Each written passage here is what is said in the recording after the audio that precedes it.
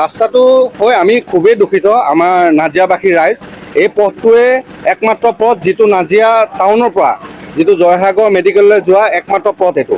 এই পথটো কিছুদিনৰ পূৰ্বে খুব সুন্দৰ হৈ আছিলে, এইটো নিৰ্মিত পথ। কিন্তু অসম চৰকাৰৰ যি ৰাস্তা পথ নিৰ্মাণ বিভাগৰ কি চিন্তা কি ভাৱনা একো ধৰিব পৰা নাই। তেখেতলোকৰ পৰা আমি জানিব পাৰিছিলোঁ যে ৰাস্তাটো কিছু সংখ্যক বহল কৰিব।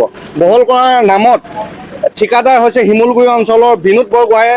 তেখেতে কি ভাবি কি চিন্তা কৰি তেখেতে এই পথটো ভাঙি সমূহ ৰাইজক সমস্তজন আজি আমাৰ নমাটি অঞ্চলৰ ইয়াত 100খনৰ ওপৰত গাঁও আছে, সকলো গাঁওবাসীক তেখেতলোকে যান্ত্ৰণাত ভুগাইছে।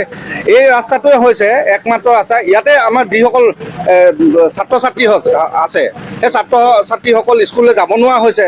কোনো যদি অসুখীয়া ৰোগী থাকে তেখেতলোকে মেডিকেললৈ যাব নোৱাৰা হৈছে। বহুত অসুবিধাত আমি ভুগিবলগীয়া হৈছে। আমাৰ দাবী হৈছে অসম চৰকাৰৰ ওচৰত, আৰু অসম চৰকাৰক আমাৰ দাবী আছে এই পথটো যাতে অতি শীঘ্ৰেই আমাক নিৰ্মিত কৰি দিয়ে। আমাৰ ইমানেই দাবী আছে। 2 মাহ 2.5 মাহ আমি পাহৰি গৈছোঁ, কিন্তু এনেইতো নিৰ্মিত আছিলে, এইটো ধুনীয়া ব্লেক টপিং দিয়া ভাল ৰাস্তা আছিলে, কিন্তু তেখেতলোকে বহলাই দিয়া কিবা নামত তেখেতলোকে এইখন কৰি লয়।